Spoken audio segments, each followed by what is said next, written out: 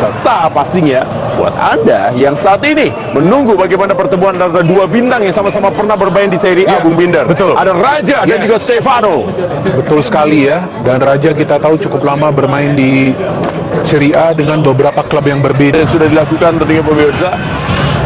Tampaknya sudah di 2-1. Lada Kiko. Sementara itu, pelatih Bhayangkara FC Emral Abus bersyukur atas hasil yang didapat timnya pada laga kontra Persib Bandung. Menurutnya, hasil imbang ini cukup membanggakan meskipun Bhayangkara FC memiliki peluang besar untuk mendapatkan kemenangan. Dari sisi pertandingan, perlu diakui bahwa kedua kesebelasan bermain sangat disiplin, sehingga jalannya pertandingan berjalan lebih menarik dan menghibur para penonton dari kedua tim. Ia tak memungkiri, ketatnya permainan menjadikan kedua kubu merasa lebih tegang. Namun hasil ini patut disyukuri demi menjaga peluang untuk terlepas dari bayang-bayang degradasi. Sama-sama kita lihat pertandingan hari ini berjalan dengan sangat bagus, sangat menegangkan. Baik bagi para pelatih sama-sama kita lihat, kedua pelatih sama-sama tegang di pertandingan. Penonton juga begitu, kata Emral Abus.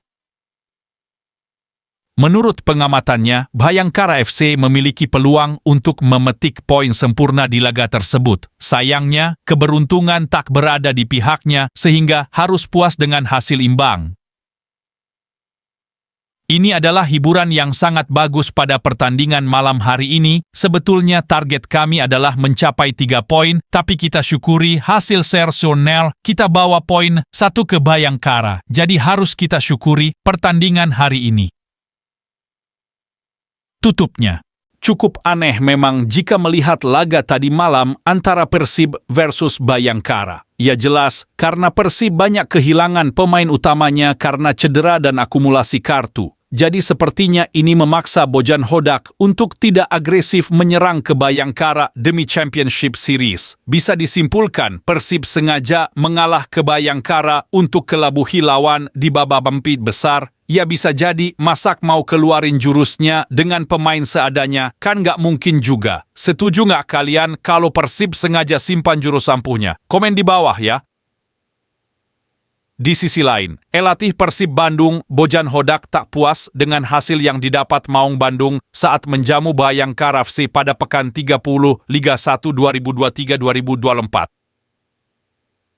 Menurut Bojan Hodak, permainan apik Persib Bandung di laga kontra Bhayangkara FC tak diimbangi dengan hasil akhir, padahal sepanjang laga sudah bermain sangat disiplin. Dilihat dari setiap sektor, ia memuji lini pertahanan timnya tampil sangat kuat di sepanjang pertandingan. Bahkan sektor gelandang timnya juga mampu menopang kokohnya lini pertahanan, sehingga bermain sama baiknya. Jika Anda melihat dan menganalisa permainan tadi, pertahanan saya rasa bermain sangat baik. Selama 90 menit, mungkin mereka hanya memiliki 1 tendangan ke gawang. Saya rasa pada bagian ini berjalan sangat baik. Gelandang juga tidak bermain buruk. Buka Bojan kepada awak media dalam sesi jumpa pers. Masalah utama Persib di laga ini adalah di sektor penyerangan.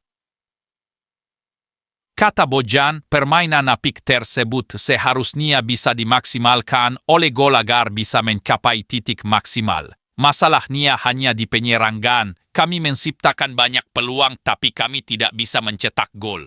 Dalam sepak bola, permainan dilakukan untuk mencetak gol dan jika tidak mencetak gol, maka secara penyerangan itu belum cukup bagus, kata Bojan. Bojan Hodak menambahkan absennya David Da Silva dan Ryan Kurnia memang sangat terasa. Pasalnya, 2 pemain tersebut memiliki atribut luar biasa untuk menggiring bola ke dalam kotak penalti, sedangkan di laga ini Persib kehilangan hal itu. Kami tadi kehilangan David dan kehilangan Ryan yang bermain di beberapa laga terakhir. Beberapa pemain muda tampil dan yang dibutuhkan adalah seseorang yang bisa menyentuh bola masuk ke gawang, tutupnya. Di sisi lain, Persib Bandung harus puas bermain imbang tanpa gol saat menghadapi Bhayangkara FC pada pekan ke-30 Liga 1 musim 2023-2024. Persib yang tampil tanpa sejumlah pemain andalan karena problem cedera, kebugaran dan sanksi sebenarnya tampil cukup baik karena menciptakan banyak peluang. Namun tidak satu pun peluang berhasil dikonversi menjadi gol. Selain karena tidak maksimalnya penyelesaian akhir, juga karena penampilan apik kiper Bayangkara FC, Akil Safik. Bobotoh pun tetap mengapresiasi perjuangan dari skuad Maung Bandung meski secara hasil cukup mengecewakan. Itu disampaikan Bobotoh di kolom komentar unggahan akun Instagram Persib. Fakta Persib harus bermain dengan kondisi banyaknya pemain andalan yang absen yang diperparah oleh cedera yang dialami Ciro Alves di tengah laga, membuat Bobotoh sepertinya cukup memaklumi hasil yang didapat Persib kali ini. Absennya David da Silva yang kondisi kesehatannya terganggu dinilai Bobotoh sangat berpengaruh terhadap daya gedor Persib saat melakukan tekanan ke gawang lawan. Tuhnya Tewaya Teaminti mah ripuh, cadangan kudu seringah dikasih jam terbang untuk menjaga Teaminti pasca cederai Dedes, Ciro, Beckham malah pada tepar padahal dah libur panjang. Kebanyakan makan daging keknya, wakwa kwak kwah. Tulis akun Nordzesia Sugu. Alhamdulillah, permainan emang cakep, tapi kerasa nggak ada tujuan, nggak ada Dedes, SMN nggak can milikna menang. Tulis akun Arendi Guswanda. Peluang banyak tidak bisa gol, tulis akun Farhan Mdetsiela.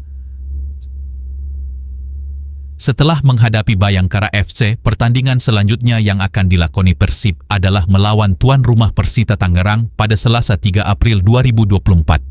Tapi ada satu hal baik soal debut Ariski. Pelatih Persib Bandung, Bojan Hodak, beri komentar terkait debut M. Adzikri Fadlillah bersama Maung Bandung saat menghadapi Bayangkara FC pada pekan 30 Liga 1 2023-2024. Bojan Hodak menilai permainan Adzikri sudah cukup baik di laga Persib versus Bayangkara FC yang berakhir imbang 0-0 meskipun masih meninggalkan sejumlah catatan. Pria asal Kroasia itu mengungkapkan bahwa tampil di pertandingan debut bukanlah hal yang mudah untuk dilalui. Ketenangan yang ditunjukkan Adzikri benar-benar membantunya ketika berhadapan langsung dengan pemain lawan. Dalam laga tersebut, Bojan juga memberikan waktu bermain cukup banyak, selama 63 menit. Setelah itu perannya digantikan oleh Beckham Putra untuk menyeimbangkan sektor jantung permainan timnya. Adzikri di pertandingan ini pertama kali bermain dan dia cukup baik, ujar Bojan kepada awak media dalam sesi jumpa pers. Catatan untuk gelandang bernomor punggung 71 itu hanya dari sisi fisik. Ia berharap level kebugaran Adzikri bisa lebih ditingkatkan agar bisa bersaing demi mendapatkan tempat di skuad utama tim Maung Bandung. Satu hal yang perlu ditingkatkan hanyalah dia harus meningkatkan kebugaran dalam bertanding untuk lebih baik lagi, tutupnya. Adzikri sendiri dimainkan selama 61 menit oleh pelatih Bojan Hodak sebelum ditarik keluar dan digantikan Beckham Putra Nugraha.